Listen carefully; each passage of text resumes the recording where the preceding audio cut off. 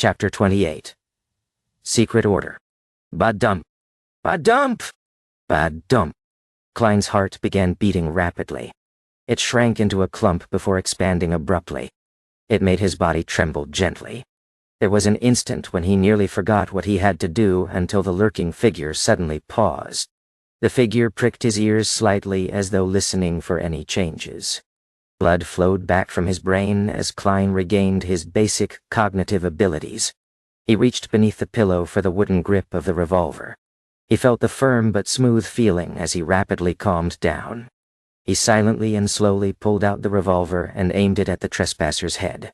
To be honest, he had no confidence in striking the intruder. Although he was already able to stably hit the target during practice, a moving person and a fixed target were completely different. He was not arrogant enough to confound the two together. However, he vaguely remembered something from his previous life. The general idea was that a nuclear weapon wielded the greatest strength before its launch. The principle held in his current situation. The best deterrence was before he shot. By not pulling the trigger or shooting blindly, the intruder was unable to determine whether or not he was a complete rookie who had an extremely high chance of missing him. His worries and fears would make him deliberate more, resulting in him restraining himself. In an instant, another thought arose in him. It immediately made Klein turn decisive. He was not the kind of person who turned calmer when faced with danger. Instead, he had already imagined the situation when he faced the observer, using intimidation instead of attacking. The Foodaholic Empire had an idiom: where there is precaution, there will be no danger. When Klein pointed his gun at the intruder, the thin man froze suddenly, as though he had sensed something. Following that, he heard a voice that hid a chuckle. "Good evening, sir." The scrawny man clasped both his hands together, and his body seemed to tense. Klein sat on the lower bunk, aimed the person's head with the revolver, and tried to speak as leisurely and as naturally as he could. "Please raise both of your hands and turn around. Try to do it slow.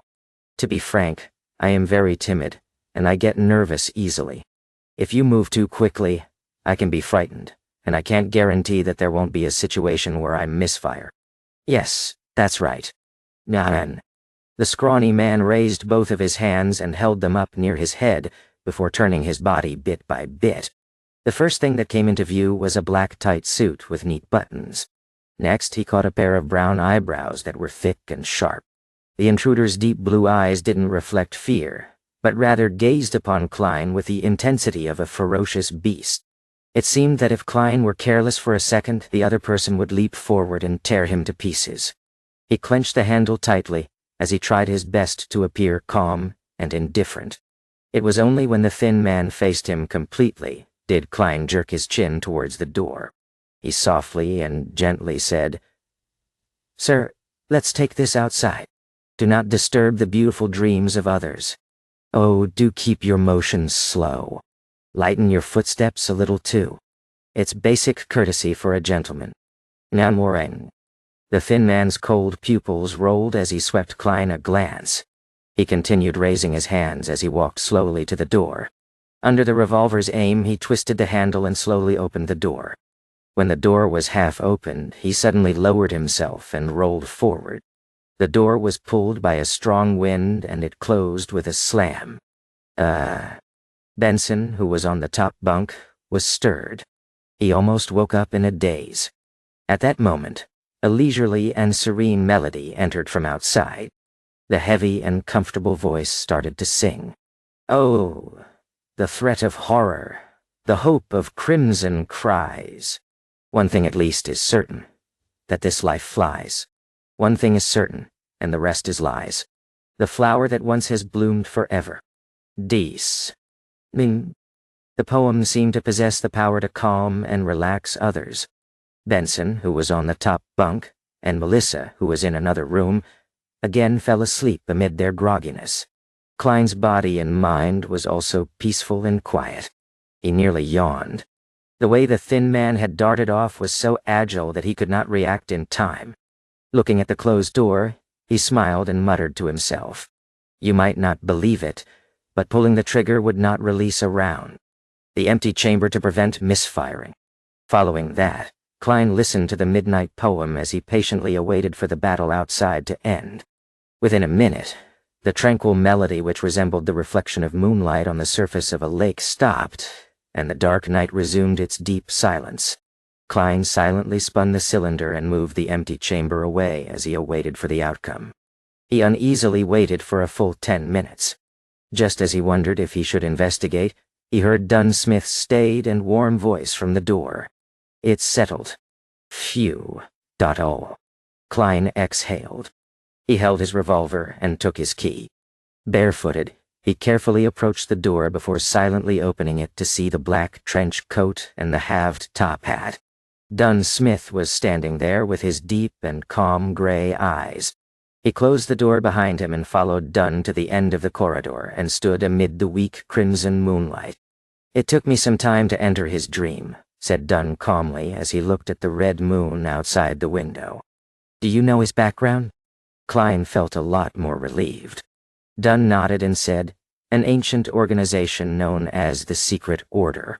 They were established in the Fourth Epoch, and are related to the Solomon Empire and a number of fallen aristocrats of that period. The Antigonus family's diary came from them. Due to a member's negligence, it entered the antique market and was obtained by Welch. They had no choice but to send people in search of it. Now when..." Without waiting for Klein's question, he paused before continuing. "We will capture the remaining members they have according to the clues. Well, it might not end too well. These fellows are as good at hiding as the rats in the sewers. But at the very least, they would believe that we have likely obtained the Antigonus family's notebook, or that we have obtained a critical clue. In that case, as long as it's not something extremely crucial or important, they would abandon the operation. That is their philosophy on surviving." "Now said, what if the notebook is extremely crucial and important?" asked Klein worriedly. Dunn smiled without an answer. Instead, he said, "We know very little of the Secret Order. Our success this time is all thanks to your sharp wits. This contribution is all yours. In light of the possibility of hidden dangers and how heightened perception would aid in finding the notebook, you have a chance at choosing." "Now a bit or." "A chance at choosing?" Klein vaguely guessed something as his breathing subconsciously turned heavy. Dunn wiped the smile from his face as he said in all seriousness, "Do you wish to become a Beyonder? You can only choose the starting sequence of an incomplete sequence. Of course, you can give up this chance and choose to accumulate the merit you have garnered. Then, all you have to do is wait till there's sufficient room for you to become a sleepless, which is also the first, complete sequence the goddess has bestowed on the Nighthawks." "Indeed." Klein felt delighted and did not have any hesitant emotions. He took the initiative to ask, "Then from which of the sequence 9s can I choose from?" "I have to have detailed information to decide whether to give up or accept, as well as choose which one." Dunn turned around and seemed to be cloaked in the crimson veil that shone down on him. He looked into Klein's eyes and said slowly, "Apart from the sleepless, the church has 3 sequence 9 potion formulas. One of them is Mystery Prior, which is also the power old Neil controls. Roseanne has likely mentioned this to you. She can never hold her tongue." When? Klein smiled awkwardly, at a loss for an answer. Thankfully, Dunn did not mind it as he continued. "Our Mystery Prior potion formula and the later sequences that aren't directly chained were obtained from the Moses Ascetic Order. Back then, it was said that they had yet to fall to corruption. They persisted in their morals and precepts, determined in their pursuit of knowledge. They kept their secrets strictly confidential. Anyone that entered the order would be barred from speaking for 5 years after becoming a Mystery Prior. They would learn to keep silent, so as to cultivate and enhance their focus. The maxim of the Moses Ascetic Order, 'Do as you wish, but do no harm,' began from them. Mystery Priors have a comprehensive but rudimentary understanding and grasp of magic, witchcraft, astrology, and other mystical knowledge. They also know a fair number of magical rituals, but they can easily sense certain existences that hide among matter. Therefore, they have to be careful and show respect to their powers as a Beyonder. We lack a large portion of this sequence, causing it to be an incomplete chain. For example, it's sequence 8. Of course, perhaps the Holy Cathedral has it. And now, This pretty much meets all my requirements. Klein nodded slightly, to the point of having the urge to choose. Thankfully, he still remembered certain things. What about the other two? The second type is named Corpse Collector. Quite a number of cultists who worship death in the southern continent choose it. After consuming the potion, unintelligent dead spirits would mistake them as one of their kind and not attack them. They would gain resistance to the cold, decay, and corrosiveness of cadaveric aura. They will be able to directly see a portion of evil spirits and see the characteristics and weaknesses of undead creatures, as well as gain certain attribute enhancements. We have the Sequence 8 and Sequence 7 that follows it. You probably can guess Sequence 7, Spirit Medium. This was chosen by Daly back then, described done in detail. Spirit Medium does appear mysterious and cool, but what I want most is to grasp knowledge of mysticism. Klein did not interject. All he did was listen quietly. Dunn Smith looked sideways at the crimson moon and said, "We only have Sequence 9 of the third type. Whether the Holy Cathedral has it, I'm not sure. It's called Seer." Nandi. Seer? Klein's pupils constricted as he recalled the regret Emperor Roselle had left in his diary. He regretted not choosing apprentice, marauder, or seer.